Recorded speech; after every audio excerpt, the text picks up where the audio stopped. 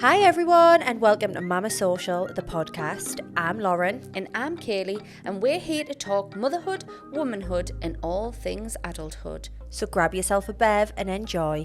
Today's episode is all about sleep. There's kind of a spectrum in the industry. There's kind of sleep training and holistic sleep support, which is where I now sit. The way I define sleep training is anything that gives you a prescriptive, like, follow this, and this step, and your baby will sleep. And it'll work. Yeah. How can I establish a consistent bedtime routine for my baby? Well, bedtime routine looks different for all families. It can kind of be anything. I always say with bedtime, the whole point is... Is there somewhere that you can find out how many hours you? Yeah. So we can just come to you. We will put We'll share the link thing, yeah. to everything. Imogen's got these amazing workbooks, and we'll give them a little discount. Cheeky Oh, discount. amazing.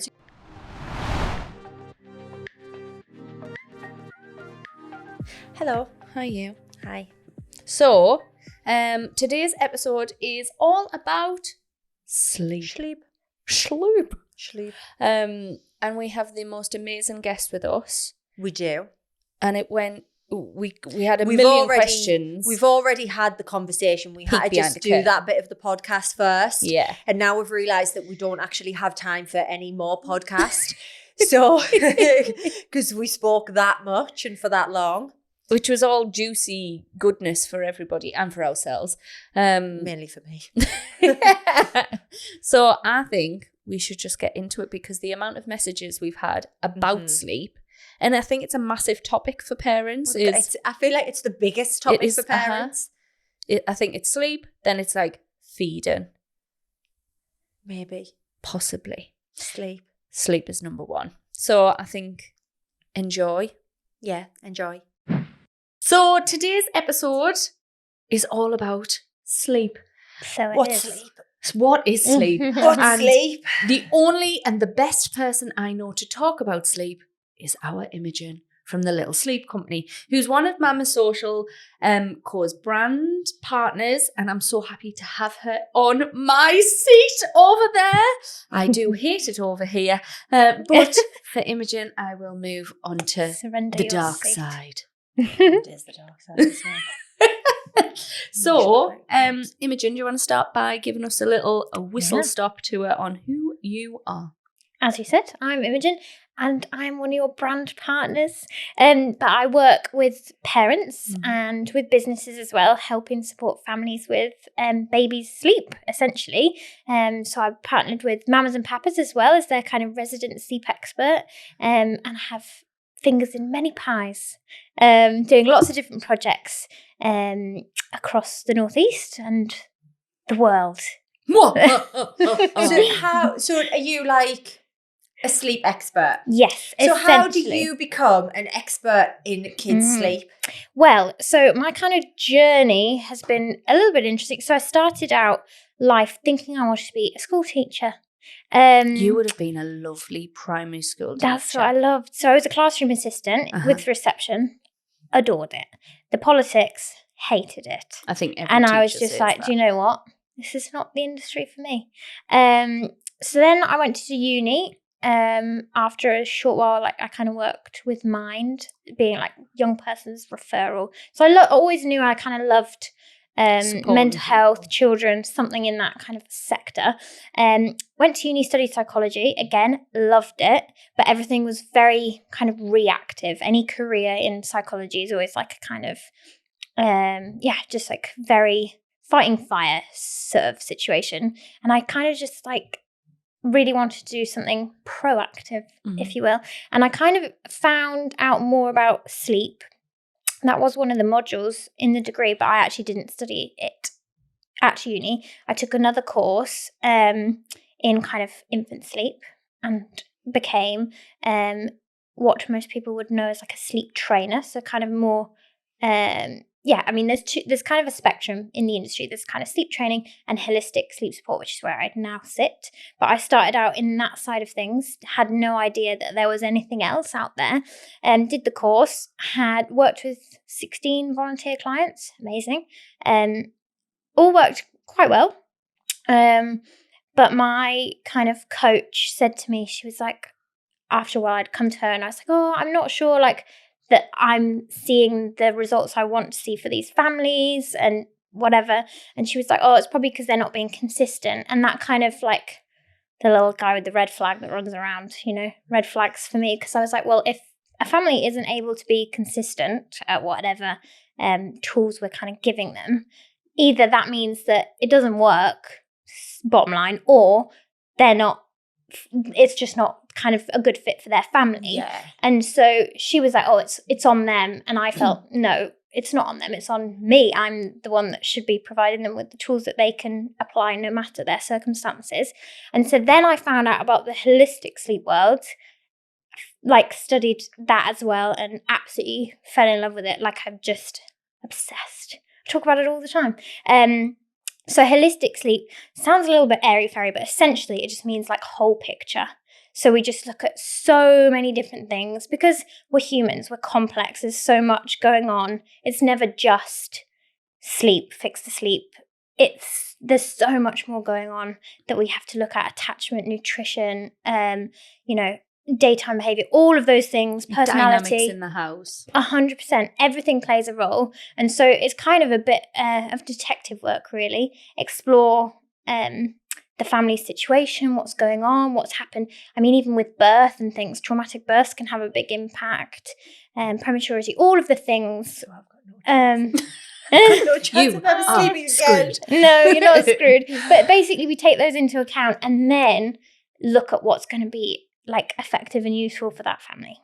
Instead of Can we just spend the whole episode doing you? doing me? Can we just have an appointment? But hold on though, can we just? So you've got your holistic sleep training. So the traditional sleep training that we would all know is basically like the cry out method and all of that. So there's again, it exists on a spectrum. I never asked any parents to ever leave their baby to cry in because that just wasn't within my kind of, my personal views anyway.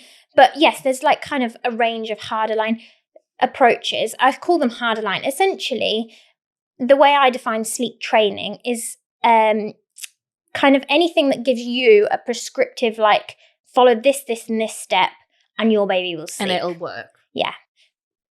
Because like I said, babies aren't robots. We can't go, in 2 minutes and 32 seconds, they will know that you mean this more than they did.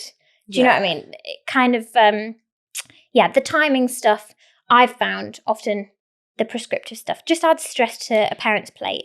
And so actually the holistic stuff, again, there's still loads of tools and techniques and I still kind of give advice and suggestions, but it's never like you can't go in until 5 minutes after you put your baby down or whatever it is. Yeah. Because I think when you put them restrictions in place, it then just becomes, for some parents, unmanageable because you feel like if you can't handle the 5 minute or whatever the time restriction is, you've failed and therefore you can't be consistent like you need to be.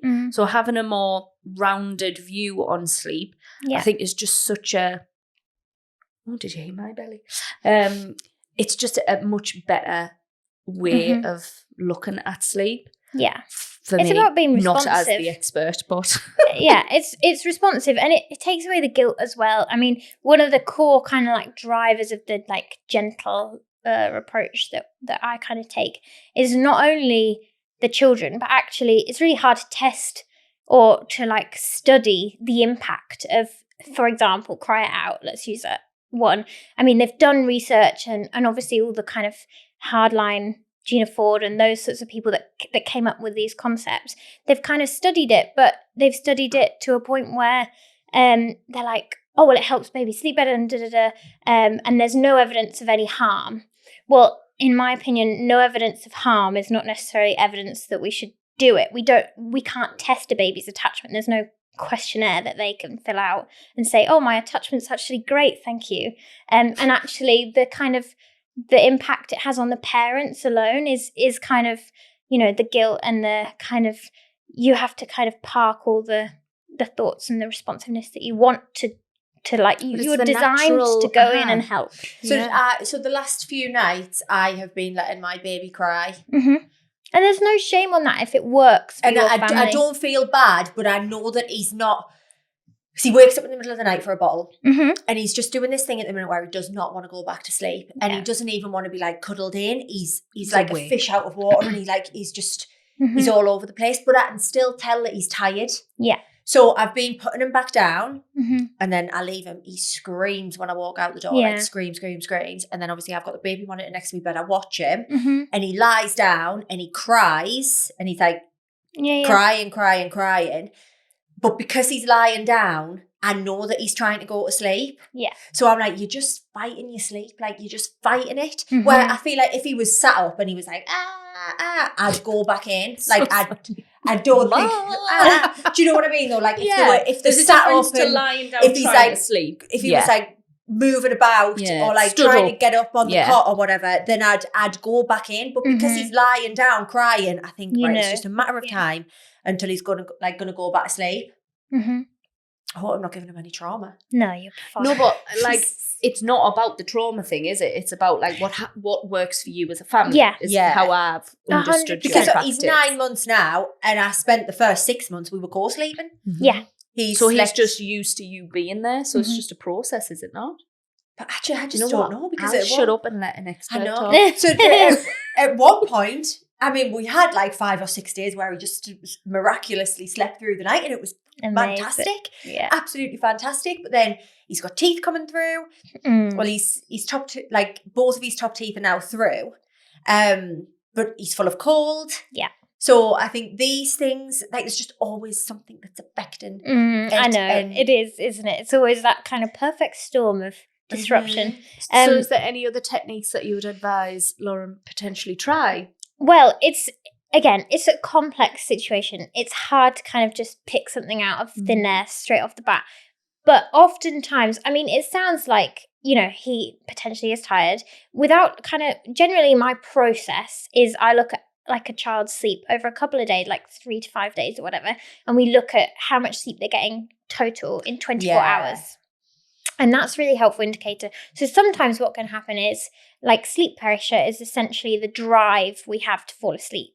So it kind of, the levels kind of build up as we're awake, that kind of pressure like a tank. We're kind of increasing the amount of need for sleep. And then obviously babies and children nap, and that helps them to kind of bring those levels down. Their cortisol goes down, and then they kind of obviously work through sleep, wake up again, feel alert, so sleep pressure has quite a big impact on kind of like nighttime sleep as well, obviously, as you can imagine. And sometimes what could happen to kind of trigger those wakes is that actually his sleep pressure is kind of slightly lower, potentially. That could be, for example, without looking at his sleep in 24 hours, I don't know.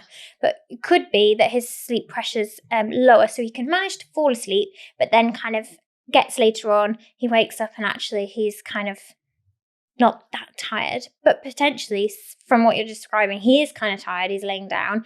So it could just be that he's kind of got in the habit, he's just obviously going through like a difficult time developmentally. Lots of things can kind of play a role in it. It is really common to see kind of night wakes and things. And if he's kind of falling asleep after a short while, that's kind of, yeah. Because I feel like you always hear the things of, in my head, I'm like, oh, I need to fill him up more during the day. I need to give him more food. Yeah. And so like say for instance, Glenn's got him for most of the day-to-day, right? He will probably have more bottles than meals. Yeah. Where if I've got him, he has more meals than bottles. Yeah. Do you know? So I just think that Glenn hasn't got a clue what to give him. So just would give Gives him a him melty milk. puff and then a bottle. Mhm. Where I would make something. So does he sleep better on a day when I've had him? Well, no, he didn't on Saturday. That just went horribly. But that's because he had a late nap. Well, I think it's because he had a late nap. But usually he doesn't nap much. Okay. He's not. But sometimes that causes bad sleep, right? Yeah. I mean, same as So not before. So having like enough. not having enough Yeah. can make things worse. So what happens is, again, with the sleep pressure, instead of, so you have like a sleep cycle. So after like 3-4 months, it matures into like a grown up or a more grown-up style of sleep cycle, where you have like REM sleep, which is like your dream sleep, and then you have different stages of non-REM sleep. What can happen is that first REM stage is like 5 to 10 minutes. And so if we're overtired, for example, what happens is we kind of crash into sleep. So instead of going through that nice transition of like 5 to 10 minutes of drifting off to sleep, you kind of crash straight into it, go through that a bit quickly, and then you're straight into deeper sleep. And then when you're kind of transitioning around that cycle, it gets a bit clunky, and that can sometimes trigger you to kind of wake up a bit more and be a bit more disturbed and disrupted and things. But one of the really helpful things to look at is sleep latency. So that's the time it takes to fall asleep. So ideally, this should be like 15-ish minutes that it takes to fall asleep. So that's kind of whatever kind of your bedtime looks like, whether you're feeding to sleep, rocking to sleep, popping them in their bed and laying next to them, popping them in their bed, leaving the room, whatever it is, from the moment you pop them down ready to rest in whatever space, to the time they fall asleep, that's a really good indicator as to how kind of well balanced their sleep is. So if they're falling asleep in 5 minutes, it's likely they maybe need more sleep, or they're kind of, that sleep was a little bit late for them for whatever reason. If it's taking more than 25 minutes, things get a little bit more kind of grey area here, because if they're obviously distressed and just exhausted with all the kind of tired signs, like often arching their back, pulling their ears, redness around the eyebrows, all those sorts of things that show they're really tired, maybe they've just kind of missed the little window. But if it's taking more than 25 minutes and they're quite happy generally day to day, and they're kind of just really pushing back on that sleep, it might be worth trying to shift it. They might not be tired enough. So 15 minutes is kind of your key area. If they are struggling, if they're going past that 15 minutes, would you start bedtime later then? Is that what we're saying? Or earlier? Yeah, so again, it takes a bit of kind of like judgment, and you play around with this stuff. There's no kind of like, oh, this is the one thing and it'll fix it. You've got to kind of adjust. And as they get older, their sleep needs obviously decrease or change and shift. So yeah, if you had a really happy little child during the daytime, they sleep well enough in the day, and then you get into bedtime and you kind of trying to put them down and they're like really resisting it, it's likely that maybe they'd benefit from it being a little bit later. And it's sometimes worth just trying, because you can just try it and then pull it back to normal if it's not worked. But I would just always move stuff in 15-minute chunks. That's kind of how I do things. 15 to 30 minutes if it's more extreme shift that we need to make. But that kind of 15-minute chunk is kind of manageable, because it's not kind of like night and day difference between when they normally sleep. But it's enough to kind of see that pressure build, so they might kind of fall into that sleep a bit easier. Oh, lovely. Well, we've got some questions from our listeners. Go ahead. I think if we just do like a rapid, quick fire. That was it. A quick fire. I'll do one, you do one. Quick fire. Okay, go. How can I establish a consistent bedtime routine for my baby? Well, bedtime routine looks different for all families. It can kind of be anything. I always say with bedtime, the whole point is calm. It's something I bash on about all the time. Stop aiming for sleep. Forget about sleep. Scrap it. Aim for calm, because we can support a child to be calm, and like through co-regulation and kind of like, essentially being there to support them to become calm. That might be having a bit of crazy time and messing about a little bit to like get their kind of sensory needs met and kind of burn off that last bit of energy. But essentially we can kind of control calm. We think about things like the environment and kind of timing and all those sorts of things. Whereas sleep, we can't force anyone to fall asleep. I wish I could really try and force my time. I know. Sleep. I wish we could. I know. Sleep. Yeah, I know. I wish we could as well. But that's one thing we can't control. It's uncontrollable. They're a human. We can't make them fall asleep, but we can make them be calm enough to fall asleep. So when we think about like creating a bedtime routine, just whatever fits for you and whatever kind of is your family's or your child's calm. What's your bedtime routine? Bath. towels wrapped up like tortillas thrown on the living room couch. Yeah. Then That's we do good sensory stuff. like Freddie goes upside down all of the time, Yeah. naked, willy all over. Like he likes to be free. Yeah. Then pajamas on. We have 5 minutes of telly, but like a film, not like any YouTube stuff. And then we both go into, if there's both of us there, Eva gets to decide who she wants. We do bedtime stories, 2 books each. And then Eva, we did this with Freddie as well. You have to tap her back to go to sleep. So she'll lie like on her belly, and as soon as you stop, she goes and pull your hand back on. And you have to tap her back. And I don't know, nursery did it with Freddie when he was little. Yeah. And I was like, I'm stealing that. And we did it with Eva as well, and she just absolutely loves it. And then we have to swap. So Dale goes in and lies with her and tells her a little. I wanted to record it the other day. He sings to her, which is really gorgeous. That's lovely. And then me and Freddie talk nonsense for 5 minutes. That's nice. And then I get up and leave. Freddie's awake. He sometimes draws or does something, but he's in his bedroom, calm, not being a lunatic. He's had his lunatic moments. Sometimes I throw him in the garden barefoot because he needs to get his wiggles out. So he goes and runs about in the garden.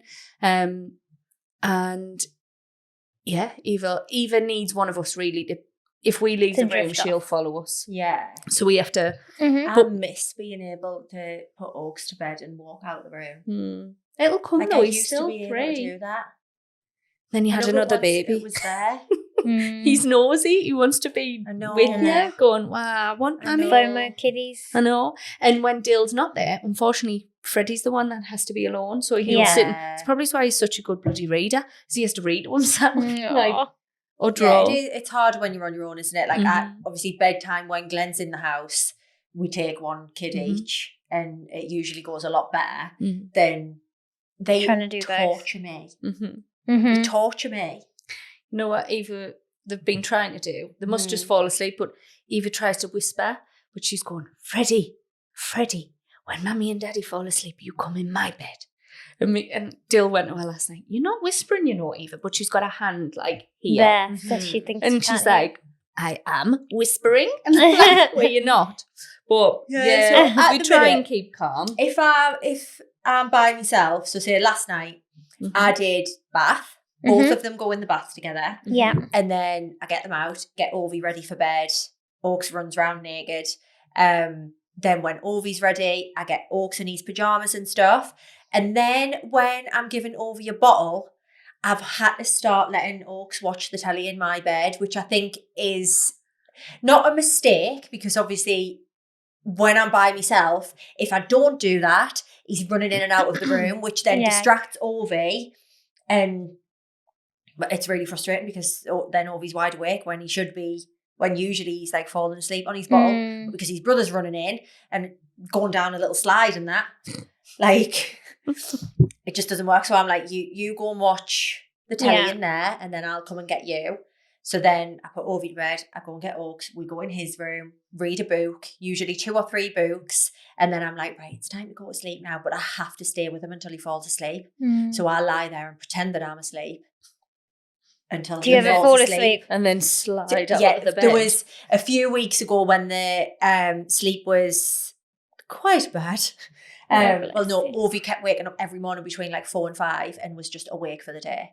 So I was getting up with him most of the time, so I was absolutely knackered. So when I was putting Oaks to bed on the night, I was just drifting actually falling asleep. I can't blame you. Yeah. Bad back in a single bed. Well, I feel like with sleep, routine is key. And I feel like now with baby number 2, I can't get into the same kind of lovely solid routine that I had with Oaks. Like when I had Oaks, obviously his bedtime routine has always been dead strict. Not strict, but like he always had the same bedtime. Like I never ever went over a bedtime. Like it was always between 6:30 and 7. I wouldn't make any plans on a night or anything, like and have my kids out late. I just never did, because I lived for that time on a night. But he never napped during the day. But when he was a baby, he napped, and I would always make sure that he had like that middle of the day nap. Where with Ovi, because I'm doing stuff with Oaks or out and about here, there, like no day is the same. Yeah. I feel like he's not in a nap routine Mm-hmm. so he'll usually just fall asleep if we're out on a walk in the pram or if we're in the car driving somewhere. That's when he falls asleep. He doesn't have like a lying down in his cot nap during the day where Oaks would. Yeah. But it's a different situation. It is. And I think that's something interesting, isn't it? I think lots of times routine is very kind of, it's a hot topic. People love it or hate it. Yeah. I'm of the opinion, kind of do what works. As in, routine can be really amazing for some babies. And oftentimes the parents also really need it as well. Like you crave sometimes it's just pattern. not realistic to have a routine. Yeah. But having a routine is definitely easier than not having a routine. Yeah. I think I normally think about trying and like encourage people to think about it more of like opportunities to sleep, like windows of time. Yeah. So like, for example, that middle of the day nap as a kind of thing. So between 11:30 and 1:30, there'll be a sleep in there, hopefully for X period of time, depending on their age. And sometimes it's more, like you said, between 6:30 and 7 or whatever, you kind of have like a window of opportunity that kind of generally happens. And then sometimes you can feel more reassured that, okay, but oftentimes with second, third, fourth, however many babies, obviously they just have to become more flexible. Yeah.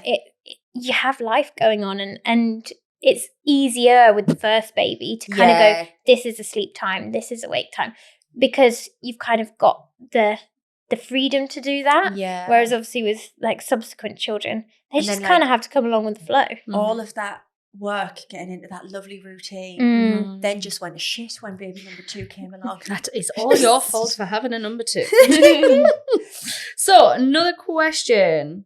That was very quick fire, I will say. Look how quick we got on to question number 2. No. How much I just sleep? have so many questions.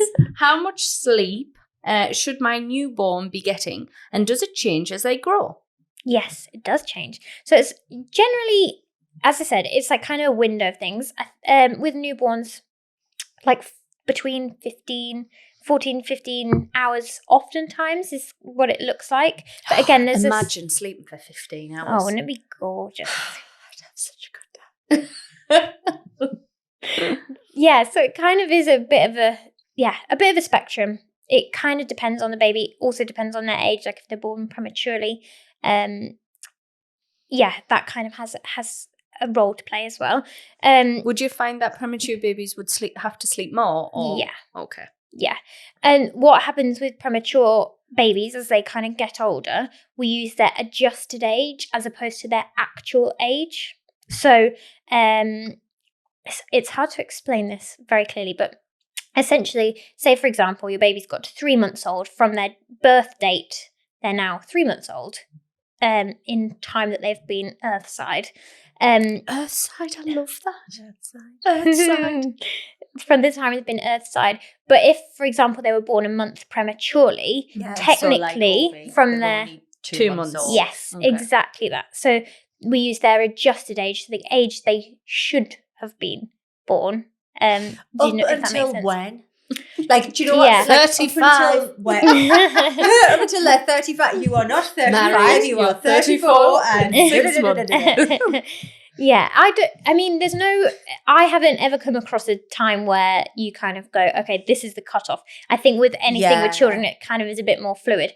I would probably say like 6 months to a year, you probably like those boundaries sort of become a bit more fluid. I think obviously in the newborn and then up to 6 months phase, it's a bit more impactful because that amount of sleep is probably like an hour more, do you know what I mean? Than the kind of previous age. So yeah, I think you kind of, from 6 months to a year, you can kind of be looking at what's actually a good fit for them. But yeah, essentially they kind of have a spectrum of sleep. And with newborns, they don't have any pattern of like day and night. Their kind of circadian rhythm, which is the sort of the internal body clock, which is like the 24-hour thing, that kind of isn't developed. So they just sleep when they're tired and wake and poop. And loads of mums talk about the babies having everything the wrong way around. So is there anything that you can suggest to get them the right way around, to have like night to day and day to night? Like, well, exposure to daylight is really important. I mean, stick them in the sun like Simba. 100%. Just like open the blinds in the morning, like get out for walks, be exposed to daylight. That is I feel like just doing daytime things in the daytime. 100%. So nighttime things on the nighttime. Yeah, it's basically the circadian rhythm is controlled. There's obviously lots of different things. They call the posh word, I think it's German, is like Zeitgeber, and that's basically a thing that impacts the circadian rhythm. So things like eating and drinking, or obviously with babies feeding, kind of activities. So day and night activities. Daylight is obviously a really big predictor as well. Even in blind people, like exposure to daylight is still important. They still kind of have receptors that kind of detect some levels of light. So all those sorts of things, temperature as well. So obviously being slightly warmer, body heats up throughout the kind of evening and night to kind of get us ready to feel a bit more drowsy and sleepy. So all those sorts of things are controllable. There's about 500 messages here. Should I wake my baby during the day to help regulate their sleep on a night? I think it can be helpful. It depends on your routine or your pattern or your personal circumstance, how much sleep your baby's getting.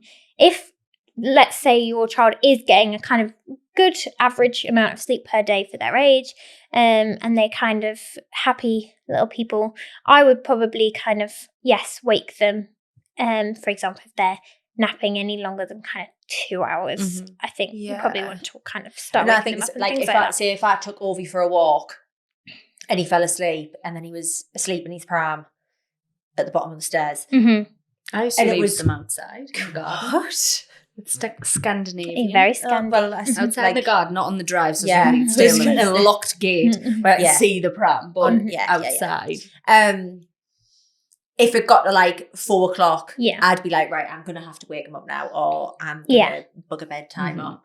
So, last week when we went to the Metro Centre, Freddie had a nap and he's 6 and he was whittering on in the car, and Dale was like, Fred, when are we home? When are we home? He was like, just go to sleep. Both of them fell asleep, right? For an hour and a half. And they would have slept there. We got them out the car, when they're like that. Broken, gobs open. So I scooped them up, put them in the living room, folded the washing, and I was like, I'm going to have to wake these up. Like, this is an hour and a half. I was like, amazing. But they went, it obviously then impacted sleep because they didn't go to sleep till 8:30, 9. But I was like, clearly they needed that. Yeah. And all we did was walk around the Metro Centre, but like, Lauren needs sleep. But yeah, like, no, exactly. Yeah, and it's clearly needed it because he was flat out. There was no like, just a little light nap. Yeah, he looked like he's gonna die. Oaks hasn't napped since he turned 1, but like, there's been the odd time that he's fell asleep in the car and stuff, and I would never wake him up. Yeah, I would revel in that silence. Yeah, it depends on the circumstances, doesn't it? Like, you can kind of control. You will know your child best as to like, if they did nap longer, it's not going to impact you, or it might turn everything to hell. And I also think they might just need something 100%. Extra. Like, if I was napping and someone woke me up, I'd be really devastated. Sad. Yeah. I had to wake them up, but like, it was a very gentle process. Yeah, of course. I picked them up and I was like, it's time to get up. Sometimes I try and send the dogs, and I'm like, Smoggy, go on, like, and I'll just, if he's on the settee, and I'll be like, get on. Jump on him, jump. I would not advise that. Right, let's quickly do one more. How do developmental milestones affect my baby's sleep, and how can I help during those times? They definitely can. Oftentimes people think about or talk about sleep regressions. I have never ever paid any attention to sleep regressions. No. Ever. Like, they just didn't really make sense to us. And with Oaks, I feel like they just never happened.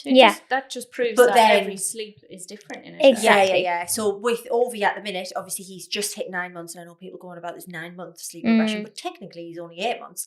So I did look. Well, I didn't look into it, but I did think, I wonder if this is like a sleep regression, because his sleep went from being all right. You know, he still always woke up once during the night for a bottle, but he would just fall straight back asleep, go to bed until 6:30, 7 in the morning. So I did think, I wonder if this is one of those sleep regressions, because the sleep has just gone a bit shit. But he is just starting to crawl. Like he's starting to really try and crawl. He hasn't nailed it yet. He's doing frog leap. So like, he's in a massive milestone, though. Yeah, like exactly. For him to learn how to do that. What it is. So with like sleep regression, there isn't any evidence, like research evidence, that across the board every baby goes through these things, which is why I don't really talk about them or use them as a tool, because I think if not every baby's going to go through them, why would we kind of start worrying about the 4, 9, 6, whatever month regression? When you say like a 9-month regression, and then this is because of milestones and stuff. Yeah. But every baby hits milestones at different times. Exactly. Like, so really, is it just a milestone regression? There you go. Yeah, it's more around kind of development. Yeah. And not every baby is impacted by their development or by a certain part of their development. So learning to crawl might not impact a baby's sleep. They might sleep better because they're more exhausted.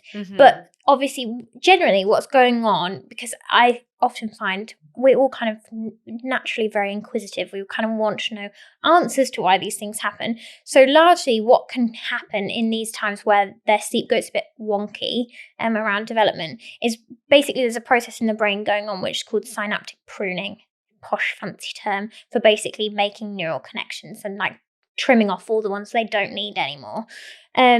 And this requires quite a lot of energy. Sorry, I just had a really thing, Inside Out, when the blokes are downstairs thrown out. Like, stuff. That's it. We that's don't what need this them ones. Yeah. We don't need that pile of nothingness. That's what's going on. And they kind of need a bit of energy to do that sort of stuff, to throw all that rubbish out. And so what happens is they can kind of be more alert, more awake. So you can sometimes see these kind of wakes happen. And it is the body doing it intentionally. So it kind of brings the body into a lighter stage of sleep, or potentially wakes it up completely to kind of re-energize itself. So it's actually kind of, it's kind of helpful for the body to be energized so that the brain can carry on doing that work. Because obviously in a really, really deep sleep, our systems are all like very kind of not off, but very slow and very dormant, so we can do lots of rest and repair and all those sorts of things. So yeah, sometimes what's going on is that like pruning process, and that can cause some more kind of wonkiness with sleep. We could sit here for 3 years. We probably could actually. Sit here forever and ask. Do you want to ask one more? No. Oh. Well, I do, but it's not a question for me. What I was going to say is, what would be like your biggest piece of advice? Say you've got a mum or dad, your parents, whose baby just is not sleeping for long periods of time, so they're barely getting any sleep. Yeah. Where would you start? What advice would you give them? It's really hard. Wine. Wine? Whiskey in the bottle. No, I'm joking. Piriton.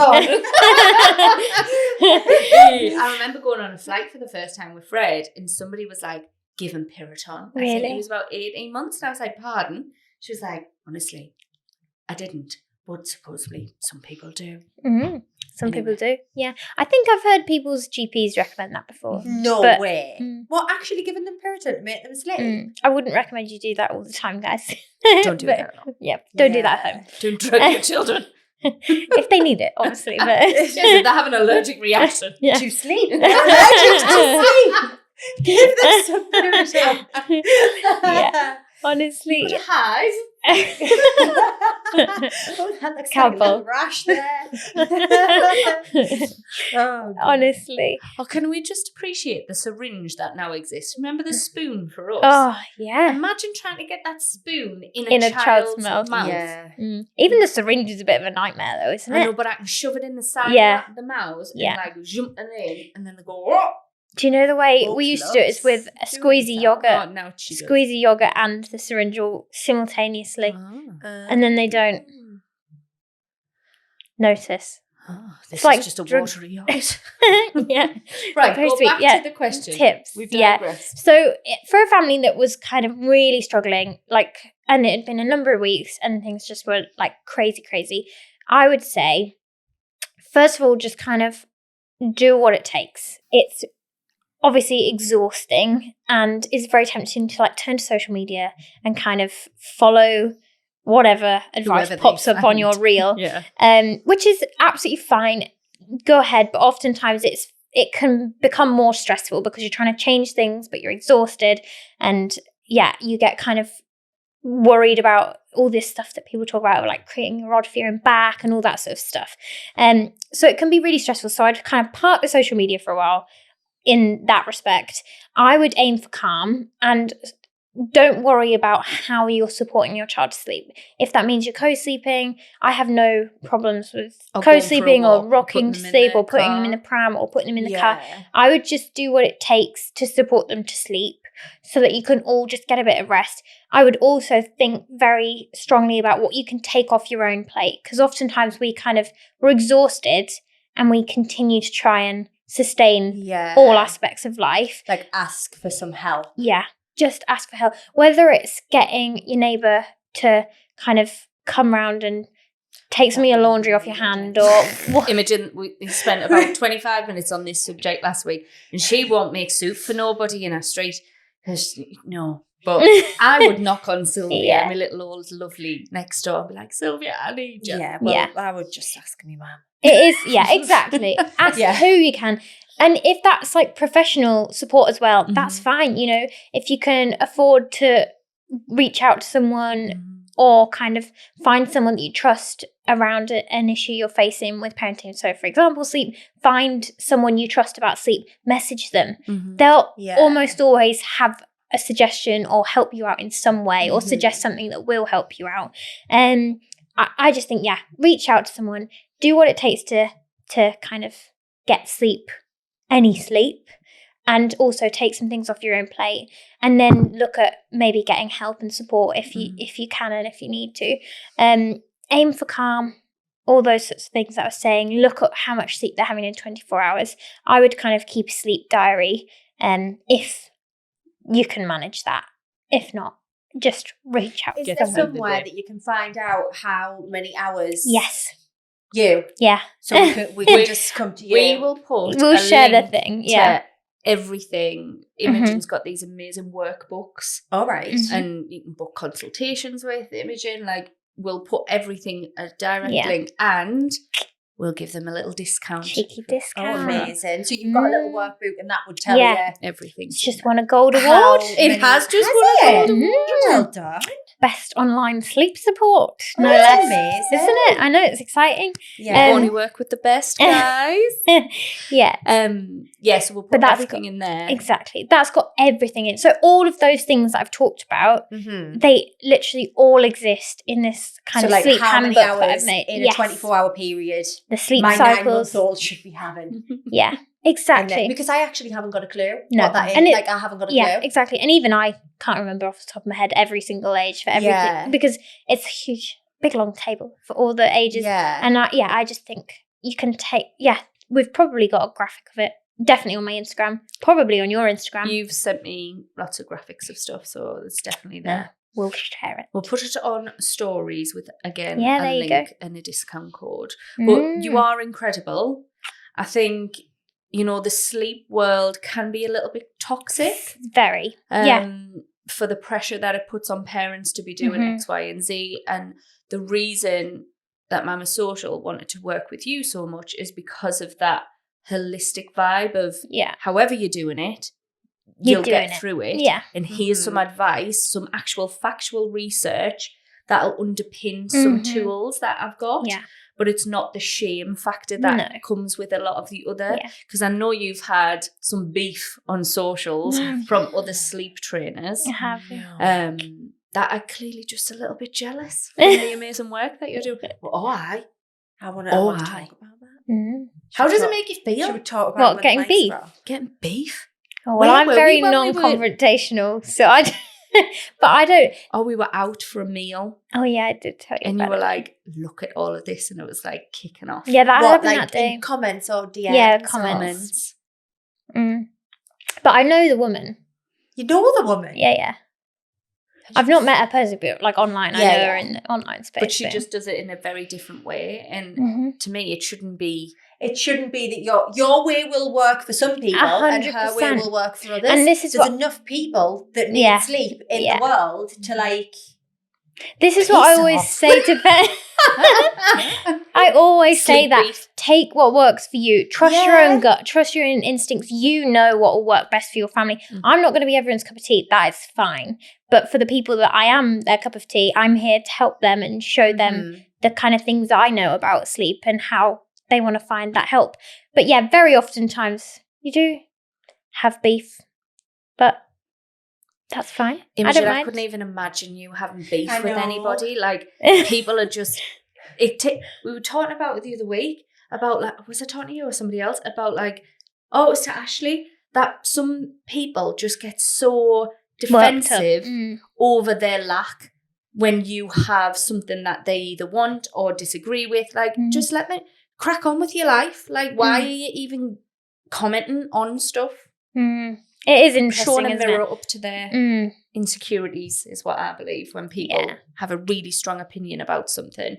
It didn't really, to be honest, it didn't really rock me at all. I thought, I was kind of worried about that because obviously when you're in the online space, I don't have a big profile by any stretch, but when you're in any online space, 100 times more than it is. When you're in any online space, I mean, you'll know this, you kind of anticipate that there's going to be a time where you hit some shit. Yeah. But I always thought when I became a mum, yeah, I thought this is when like a You're bit gonna- of trolling and stuff's going to start Yeah. because that like everyone has got such different opinions. And I remember Yeah. being pregnant with Oaks and being like, I wasn't against breastfeeding, but I just did not want to breastfeed. I had no desire to breastfeed whatsoever. And I remember like having that in my head and I was so adamant.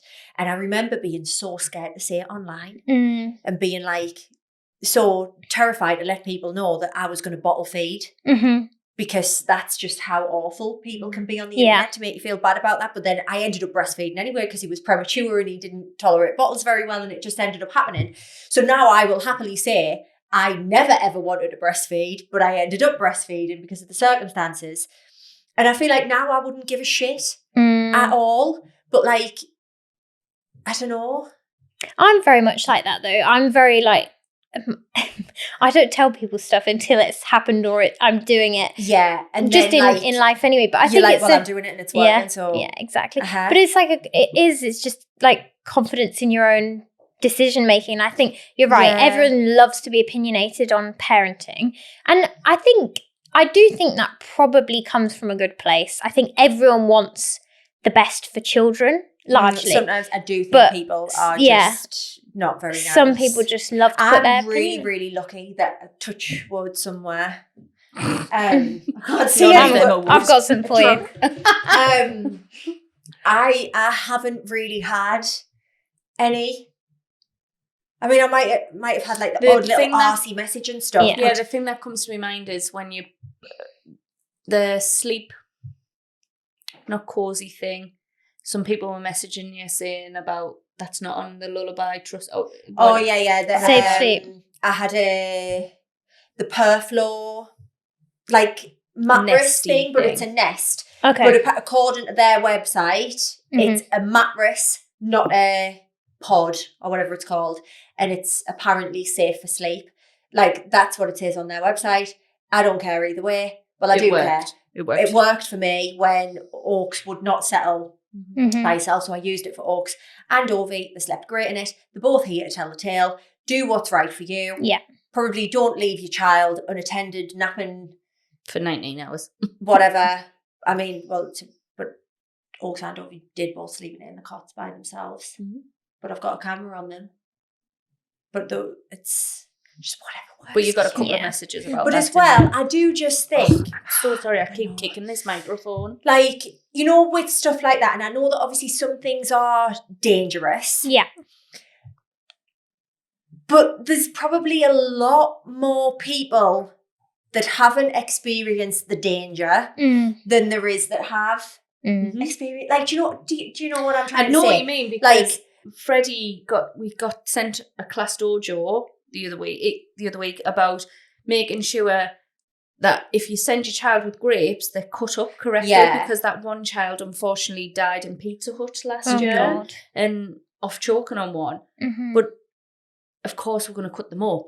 But it's like changing everything for that Because one it's horrendous like instilling fear into people. Like, people love to instill that fear that something bad is going to happen if you do this. Like, I've had to unfollow certain pages on Instagram and stuff, like first aid pages and stuff like that, because if I watched everything that they posted, I'd not go out the house. You'd be terrified, I'd not go out the house and I'd not do anything. So my mum's really bad for sending us like videos of stuff and like about not doing this and you shouldn't do this and this is how you should do this. And I think, like, I'm going to be terrified of doing anything. Like, just let people figure everything out themselves. And I know people would be like, well, you would figure it out when it's too late. But I think if you've got a good foundation and knowledge, like the basics, when it comes to sleep, for example, like there's the ABCs always on their backs in a clear sleep space. If you can, though, if you can. Eva, from being newborn, flipped herself on her side.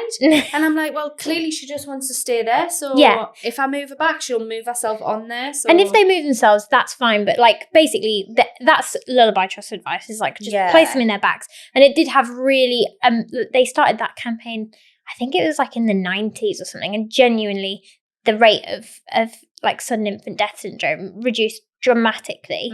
So it's having like a basic foundational knowledge of like how to keep your baby safe.